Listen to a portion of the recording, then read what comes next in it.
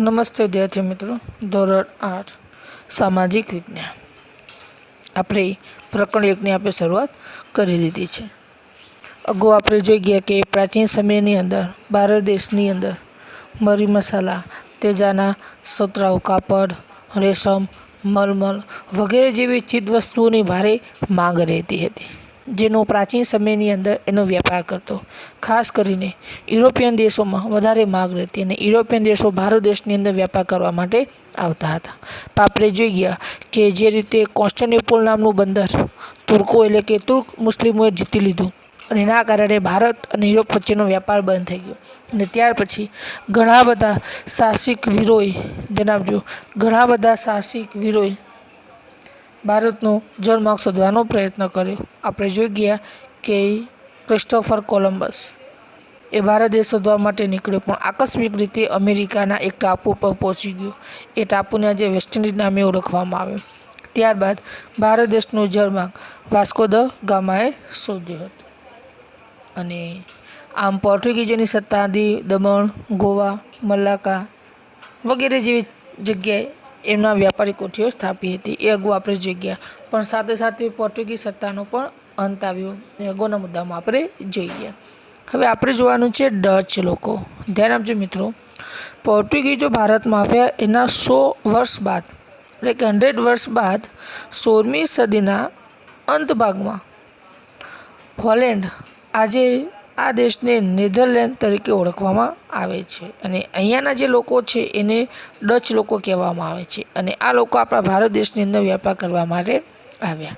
તો 16મી સદીના અંત ભાગમાં ભારત દેશની સમૃદ્ધિથી આકર્ષાઈ જે ડચ લોકો હતા, કયા દેશના હતા? હોલેન્ડ એટલે કે આજનું નેધરલેન્ડ, અને તેના જે લોકો છે એને કયા લોકો કહેવાય છે? ડચ લોકો। ધ્યાન આપજો, જેમ ભારતના લોકોને ભારતીય લોકો કહેવામાં આવે એ રીતે હોલેન્ડના લોકોને ડચ લોકો કહેવામાં આવે, જે આપણા ભારત દેશમાં આવ્યા।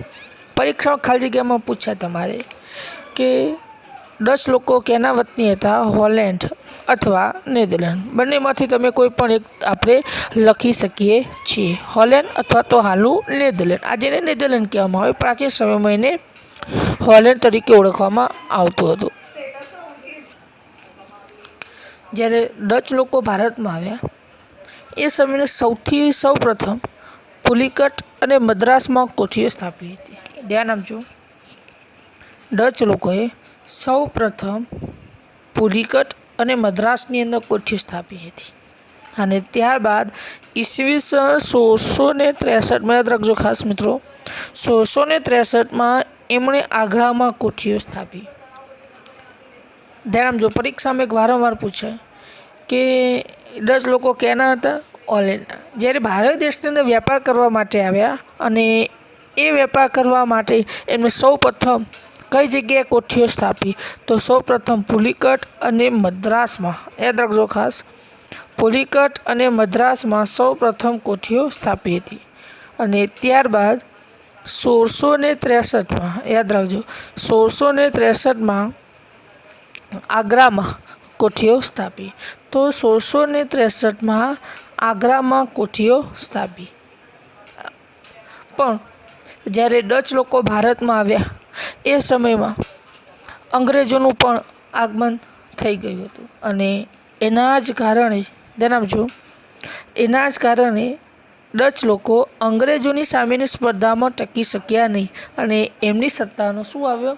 અંત આવ્યો। આપણે જોઈ ગયા કે અંગ્રેજો એ શક્તિશાળી હતા અને એમની સ્પર્ધામાં આ ડચ લોકો ટકી શક્યા નહીં, એમની સાથે વિગ્રહ થયા અને એના કારણે ડચ લોકોની સત્તાનો શું આવ્યો? અંત આવ્યો। તો ફરીથી એક પ્રશ્ન સ્વરૂપે આપણે જોઈ લઈએ કે ડચ લોકો ક્યાંના વતની હતા? તો હોલેન્ડ અથવા તો આજનું નેધરલેન્ડ, બંનેમાંથી કોઈ પણ યાદ આપણે રાખી શકીએ છીએ। ડચ લોકોએ સૌ પ્રથમ કઈ જગ્યાએ કોઠીઓ સ્થાપી? તો ડચ લોકોએ સૌ પ્રથમ પુલિકટ અને મદ્રાસમાં સૌ પ્રથમ વ્યાપારી કોઠીઓ સ્થાપી હતી। આગ્રામાં ક્યારે એમણે કોઠીઓ સ્થાપી હતી? તો ઈસવીસન 1663માં, યાદ રાખજો મિત્રો, 1663માં આગ્રામાં સૌ પ્રથમ એમણે કોઠીઓ સ્થાપી હતી। પણ 10 લોકોની સત્તાનો અંત કેવી રીતના આવ્યો? તો 10 લોકો અંગ્રેજોની સામેની સ્પર્ધામાં ટકી શક્યા નહીં અને એમની સત્તાનો શું આવ્યો? અંત આવ્યો. હવે આગળના મુદ્દા તરફ આપણે આગળ વધીએ. આગળનો મુદ્દો છે ભારત પર અંગ્રેજોની નજર. એટલે કે ડચ લોકો પછી ભારત દેશમાં અંગ્રેજોનું આગમન થઈ ચૂક્યું હતું. તો અંગ્રેજો કેવા હતા કે જેમણે ભારત દેશમાં સર્વોપરી સત્તા સ્થાપી અને ઘણા વર્ષો સુધી ભારત દેશને ગુલામીમાં રાખવાનું કામ આ અંગ્રેજોએ કર્યું છે. તેમની સત્તા કેટલા સ્થાપી, કેવા કયા કામો કર્યા, આપણે આ મુદ્દામાં આપણે જોવાનું છે. તો જે ઇંગ્લેન્ડની રાણી હતી જેનું નામ હતું એલિઝાબેથ, જેના હજુ પણ ઇંગ્લેન્ડની અંદર આમલોકશાહી છે, પણ છતાં પણ જે રાજાઓનું વંશ પરંપરાગત સ્થાન છે. દાખલા તરીકે આજે ભારત દેશમાં રાષ્ટ્રપતિ, તો ત્યાં રાષ્ટ્રપતિ નથી હોતા, ત્યાં રાજા હોય છે. બાકી તો વડાપ્રધાનની નિમણૂક લોકશાહીની ઢબે થાય છે અને જે તે રાજાશાહી એટલે કે રાજાના આધાર બધા નિર્ણય લેવામાં આવે એવું નથી હોતું. ફક્ત રાજાનું પદ, બાકી કોઈ સરકાર સામે કોઈ નિર્ણય લઈ શકતા નથી. તો જે ઇંગ્લેન્ડની જે રાણી હતી એલિઝાબેથ, યાદ રાખજો. અને એના સમયમાં ઈસવીસન 1600માં, યાદ રાખજો ખાસ, ઈસવીસન 1600માં બ્રિટિશ ઈસ્ટ ઇન્ડિયા કંપનીની સ્થાપના થઈ હતી. તો જે ઇંગ્લેન્ડની જે રાણી હતી જેનું નામ હતું એલિઝાબેથ, અને એના સમયમાં કઈ સાલ કઈ છે? ઈસવીસન 1600. યાદ રાખજો મિત્રો, ઈસવીસન 1600માં બ્રિટિશ ઈસ્ટ ઇન્ડિયા કંપનીની સ્થાપના થઈ હતી. આ કંપનીનો ઉદ્દેશ્ય જ હતો કે ભારત સાથે શું કરવાનો? વેપાર કરવો. તો આ જે કંપની બનાવવામાં આવી બ્રિટિશ ઈસ્ટ ઇન્ડિયા કંપની, એનો ઉદ્દેશ્ય કયો હતો? તો એની ઈચ્છા એક જ હતી કે ભારત સાથે વેપાર કરી શું થવાની હતી? ધનવાન થવાની. એટલે કે કંપની એટલે કે અંગ્રેજોની ઈચ્છા ભારત સાથે વેપાર કરી ધનવાન થવાની હતી, કારણ કે ભારત દેશ પ્રાચીન સમયથી વેપાર માટે જાણીતો હતો. હવે એક પરીક્ષામાં પૂછાશે કે ઇંગ્લેન્ડની રાણી કોણ હતી? એલિઝાબેથ. કોના સમયમાં બ્રિટિશ ઈસ્ટ ઇન્ડિયા કંપનીની સ્થાપના થઈ? તો એલિઝાબેથ. અંગ્રેજોએ ભારત દેશમાં વેપાર કરવા માટે કઈ કંપનીની સ્થાપના કરી? તો બ્રિટિશ ઈસ્ટ ઇન્ડિયા કંપની. ઇંગ્લેન્ડના લોકોને આપણે શું કહીએ છીએ? અંગ્રેજો કહીએ. એક બાબત પણ આપણે ધ્યાનમાં રાખવાની છે. બ્રિટિશ ઈસ્ટ ઇન્ડિયા કંપની પણ લખાઈ શકાય છે, અથવા તો એકલું ઈસ્ટ ઇન્ડિયા કંપની પણ લખાઈ શકે છે. ઘણી જગ્યાએ એવું પૂછાય કે ઈસ્ટ ઇન્ડિયા કંપનીની સ્થાપના ક્યારે થઈ હતી? ઈસવીસન 1600માં. એટલે આ રીતે પણ પ્રશ્ન પૂછાઈ શકે છે. બીજું કે કંપનીની ઈચ્છા અથવા તો અંગ્રેજોની ઈચ્છા કઈ હતી? તો એમની ઈચ્છા હતી કે ભારત સાથે વેપાર કરી, ધ્યાન આપજો, ભારત સાથે વેપાર કરી ધનવાન થવાની ઈચ્છા ધરાવતા હતા અને એટલા માટે ભારત દેશમાં આવ્યા. હવે ભારત દેશમાં એ લોકો કેવી રીતના આવ્યા? તો આગળનો મુદ્દો આપણે જોઈએ. તો ઈસવીસન 1608માં અંગ્રેજોનું પહેલું વહાણ સુરત બંદરે આવ્યું. આપણું જે સુરત છે ને એ સુરત બંદરે આવ્યું. તો વેપાર કરવા માટે કઈ સાલમાં? 1608. ઈસવીસન 1608માં અંગ્રેજોનું પહેલું વહાણ સુરત બંદરે આવ્યું. તો ભારતમાં અંગ્રેજોનું સૌથી પહેલું વહાણ સુરત બંદરે આવ્યું હતું. પહેલાં કેવું હતું કે આપણે કોઈ પ્રદેશમાં વેપાર કરવા જવો હોય તો ત્યાં કોઈ રાજા હોય કે પછી નવાબ હોય, એની આપણે પરવાનગી લેવી પડતી હતી. હવે આગળ આપણે જોઈએ તો એ સમયમાં ભારત એટલે કે હિન્દુસ્તાન પર પગ મૂકનાર પ્રથમ અંગ્રેજ હોકિન્સ આ વહાણનો કપ્તાન હતો.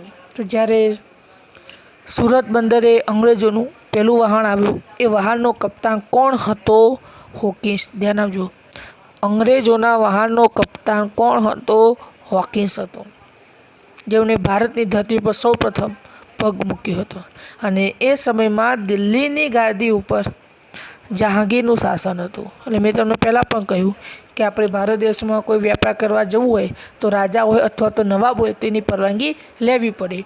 તો હોકિન્સ જે છે, હોકિન્સે જહાંગીર પાસે વેપાર કરવાની પરવાનગી માગી, પણ કોઈ કારણોસર જહાંગીરે એને વેપાર કરવા માટે પરવાનગી પ્રાપ્ત થઈ શકી નહીં. તો હોકિન્સે જહાંગીર પાસે વેપાર કરવાની પરવાનગી માંગી, પણ વેપાર કરવાની પરવાનગી એમને પ્રાપ્ત થઈ શકી નહીં. ધ્યાન આપજો ખાસ, ફરીથી ઝડપી રિવિઝન કરી વારંવાર ટૂંકું વધારે પૂછાય છે, યાદ રાખજો. આપણે ધોરણ 8ની અંદર અંગ્રેજોનું પહેલું વાહન કઈ સાલમાં આવ્યું? 1608માં. કયા બંદરે આવ્યું? સુરત બંદરે આવ્યું હતું. વાહનનો કપ્તાન કોણ હતો? હોકિન્સ. તો સૌથી પહેલાં કયો અંગ્રેજ હિન્દુસ્તાનની ધરતી પર પગ મૂક્યો? તો હોકિન્સ. હોકિન્સે ભારત દેશમાં વેપાર કરવા માટે કોની પાસે પરવાનગી માગી? જહાંગીર પાસે. પણ વેપાર કરવાની પરવાનગી પ્રાપ્ત થઈ શકી નહીં. અને ત્યારબાદ આગળ આપણે જોઈએ, ત્યારબાદ ભારતમાં સર ટોમસ રો, ધ્યાન આપજો, ત્યારબાદ જે અંગ્રેજ અધિકારી સર ટોમસ રો આવે અને એમણે જહાંગીર પાસે વેપાર કરવાની પરવાનગી મેળવી હતી. અંગ્રેજોની ઈચ્છા એવી હતી કે ભારતમાં કોઈ પણ સંજોગોમાં વેપાર કરવો છે જ, કોઈ પણ સંજોગ. અને હોકિન્સને તો પરવાનગી મળી નહીં. અને ત્યારબાદ સર ટોમસ રોએ, ધ્યાન આપજો, સર ટોમસ રોએ જહાંગીર પાસે વેપાર કરવાની પરવાનગી મેળવી લીધી અને આમ અંગ્રેજોએ ભારત દેશમાં વેપાર કરવાની શરૂઆત કરી.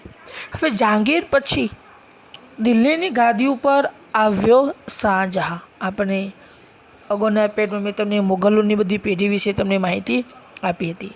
જહાંગીર બાદ દિલ્હીની ગાદી ઉપર આવ્યો શાહજહાં અને શાહજહાંએ અંગ્રેજોને પછી બંગાળમાં પણ વેપાર કરવાની શું આપી? છૂટ આપી. તો જહાંગીરે સર ટોમસ રોની ભારતમાં વેપાર કરવાની છૂટ આપી દીધી. ત્યારબાદ જહાંગીર પછી કોણ આવ્યો? શાહજહાં. અને શાહજહાંએ અંગ્રેજોને બંગાળમાં પણ વેપાર કરવાની છૂટ આપી દીધી. જેનામ જો એ સમયમાં ભારતનો સૌથી મોટો પ્રાંત અને વિકસિત એ બંગાળ હતો. કોઈ પણ પ્રજા હોય એ બંગાળમાં વેપાર કરવાની ઈચ્છા ધરાવતી હતી. આપણે પોર્ટુગીઝો પણ જોઈ ગયા કે પોર્ટુગીઝો પણ બંગાળમાં ગયા હતા, પણ જે એમના વર્તન સામે ત્યાંના સુબાઓએ ફરિયાદ કરી અને અંતે પોર્ટુગીઝોની સત્તા પણ શું આવ્યો? અંત આવ્યો. હવે આપણને અહીંયા કન્ફ્યુઝ કરી શકે એવા બે પ્રશ્નો યાદ રાખવાના છે. પહેલો પ્રશ્ન કે ભારતમાં અંગ્રેજોને વેપાર કરવાની પરવાનગી કોણે આપી? તો કોણે આપી હતી? જહાંગીરે. કયા વ્યક્તિને આપી? સર ટોમસ રોને. કારણ કે હોકિન્સને તો વેપાર કરવાની પરવાનગી પ્રાપ્ત થઈ શકી નહીં અને એટલા માટે સર ટોમસ રોને કયા નવાબે? જહાંગીરે વેપાર કરવાની પરવાનગી આપી. પણ એવું પૂછાય કે બંગાળમાં, યાદ રાખજો, બંગાળમાં અંગ્રેજોને વેપાર કરવાની પરવાનગી કોણે આપી? તો શાહજહાંએ. જો આ બે પ્રશ્ન અલગ છે, સેમ જેવા છે એટલે ભૂલ અહીંયા વારંવાર થશે. જહાંગીરે ભારતમાં વેપાર કરવાની પરવાનગી આપી. કોને આપી? સર ટોમસ રોને. જ્યારે બંગાળમાં વેપાર કરવાની પરવાનગી કોણે આપી? શાહજહાંએ. એટલે આ બંને પ્રશ્ન આપણે યાદ રાખવાના છે ખાસ. કોઈ પણ પ્રકારની ભૂલ ન થાય એનું પણ આપણે ખાસ ધ્યાન રાખવાનું છે. બંગાળમાં વેપાર કરવાની પરવાનગી કોણે આપી? શાહજહાંએ. બરાબર છે. અને ભારતમાં વેપાર કરવાની પરવાનગી કોણે આપી? જહાંગીરે. કયા વ્યક્તિને આપી? સર ટોમસ રોને. પણ અંગ્રેજોનું પહેલું વાહન કઈ સાલમાં આવ્યું? 1608માં. કઈ જગ્યાએ? સુરતમાં. વાહનનો કપ્તાન કોણ હતો? હોકિન્સ હતો. પણ એને ભારતમાં વેપાર કરવાની પરવાનગી પ્રાપ્ત થઈ શકી ન હતી.